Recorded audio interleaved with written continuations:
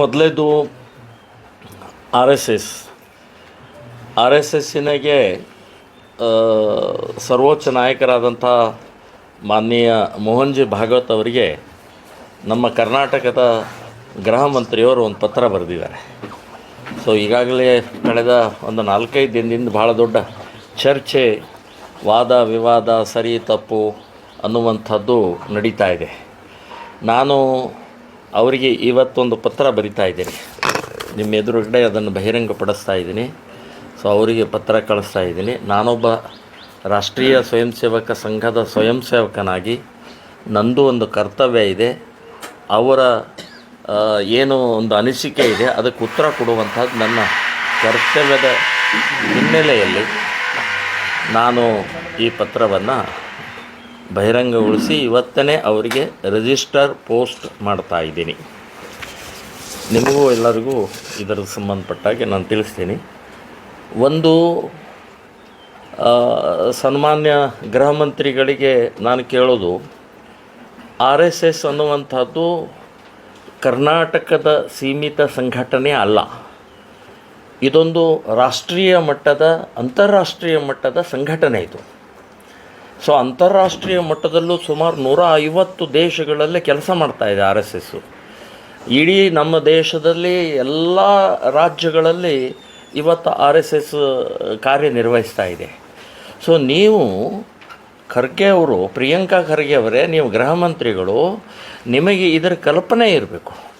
ನಾನು ಯಾರಿಗೆ ಪತ್ರ ಬರ್ತೇನೆ, ಯಾರಿಗೆ ನೋಂದಣಿ ಆಗಬೇಕು, ರಿಜಿಸ್ಟರ್ ಆಗಬೇಕು ಅಂತ ಹೇಳ್ತಾ ಇದ್ದೀನಿ ಅಂತ ಅನ್ನುವಂಥದ್ದು, ಇದನ್ನು ಕೇಳಬೇಕಾಗಿದ್ದು ಕೇಂದ್ರ ಸರ್ಕಾರ ಕೇಳಬೇಕು. ನಿಮ್ಮದು ಯಾಕಾಗಿಲ್ಲ ಅಂತನ್ನುವಂಥ, ಅಥವಾ ಕೇಂದ್ರ ಸರ್ಕಾರ ಸ್ಪಷ್ಟೀಕರಣ ಕೇಳಬೇಕು.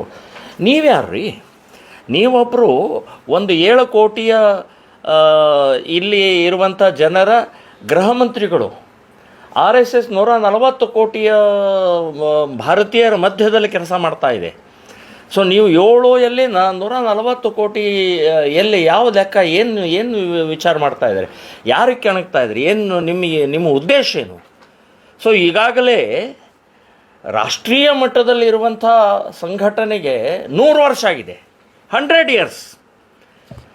ಸೊ 100 ಇಯರ್ಸ್ ಆದಂಥ ಈ ನಿರಂತರವಾಗಿ ಬೆಳೀತಾ ಇದೆ, ನಿರಂತರವಾಗಿ ವಿಸ್ತಾರ ಆಗ್ತಾ ಇದೆ, ನಿರಂತರವಾಗಿ ಜನ ಪೋಷಿಸ್ತಾ ಇದ್ದಾರೆ, ಜನ ಬೆಂಬಲಿಸ್ತಾ ಇದ್ದಾರೆ, ಜನ ಬಯಸ್ತಾ ಇದ್ದಾರೆ. ಇವತ್ತು ನನ್ನ ಮಗ ಆರ್ ಎಸ್ ಎಸ್ಗೆ ಹೋಗ್ಬೇಕು, ನಾವು ಆರ್ ಎಸ್ ಎಸ್ ಸೇರ್ಕೊಳ್ಬೇಕು ಅಂತನ್ನುವಂಥದ್ದು ವಾತಾವರಣ ಇದೆ. ಯಾರೂ ಕಾಂಗ್ರೆಸ್ ಸೇರಬೇಕು ಅಂತನ್ನುವಂಥದ್ದು ಒಬ್ಬ ಹೇಳಿಲ್ಲ, ಹೇಳುವುದೂ ಇಲ್ಲ. ಸೊ ಇಂಥ ವಿಚಿತ್ರವಾದಂಥ ಮಾನಸಿಕತೆ ಇವತ್ತು ನೀವು ಗೃಹ ಮಂತ್ರಿಗಳು ಮಾಡ್ತಾ ಇರುವಂಥದ್ದು, ಎಲ್ಲೋ ನಿಗೂಢವಾದಂಥ ಹಿಡನ್ ಅಜೆಂಡಾ ಇದೆ ಇವ್ರದ್ದು. ಸೊ ಆ ಹಿಡನ್ ಅಜೆಂಡಾದಲ್ಲಿ ಇವರೊಬ್ಬರೇ ಇಲ್ಲ, ಇವ್ರ ಹಿಂದೆ ಭಾಳ ದೊಡ್ಡ ಶಕ್ತಿ ಇದೆ ಅಂತನ್ನುವಂಥದ್ದು ನಾನು ಹೇಳ್ತಾ ಇದ್ದೀನಿ. ಇದರ ಹಿಂದೆ ಹಿಂದೂ ವಿರೋಧಿ ಶಕ್ತಿ ಇದೆ. ಕಾಂಗ್ರೆಸ್ ದೊಡ್ಡ ನಾಯಕರ, ರಾಷ್ಟ್ರೀಯ ಮಟ್ಟದ ನಾಯಕರಿದ್ದಾರೆ. ಆದರೆ ಒಂದು ನಾನು ಸನ್ಮಾನ್ಯ ಗೃಹ ಮಂತ್ರಿಗೆ ಕೇಳ್ತಾ ಇದ್ದೀನಿ, ನಾನು ಅಧಿಕೃತವಾದಂಥ ಸರ್ಕಾರದ ಪತ್ರ ಕಳಿಸಿದ್ದೀನಿ ಅಂತನ್ನುವಂಥದ್ದು ನೀವು ಹೇಳಿದಿರಿ. ನಾನು ವೈಯಕ್ತಿಕ ಪತ್ರ ಕಳಿಸಿಲ್ಲ, ಸರ್ಕಾರದಿಂದನೇ ಅಧಿಕೃತ ಪತ್ರ ಕಳಿಸಿದ್ದೀನಿ ಅಂತ ಹೇಳುವಂಥವ್ರು, ಹಾಗಾದರೆ ಸನ್ಮಾನ್ಯ ಮುಖ್ಯಮಂತ್ರಿಗಳು ಯಾಕೆ ಮಾತಾಡ್ತಾ ಇಲ್ಲ? ಪ್ರಿಯ ವಾಹನ ಸವಾರರೇ, ಪೆಟ್ರೋಲ್ ಬೆಲೆ ಏರುತ್ತಲೇ ಇದೆ, ದಿನನಿತ್ಯ ಖರ್ಚು ಹೆಚ್ಚಾಗ್ತಾ ಇದೆ. ಟೇಜೋ ಇವಿ ಹೆಚ್ಚು ಮೈಲೇಜ್ ನೀಡುತ್ತದೆ, ಕಡಿಮೆ ಮೇಂಟೆನೆನ್ಸ್ ಮತ್ತು ಪರಿಸರ. ಟೇಜೋ ಇವಿ ಕುಟುಂಬದ ಭಾಗವಾಗಿರಿ. Tejo EV introduces Tejo E4.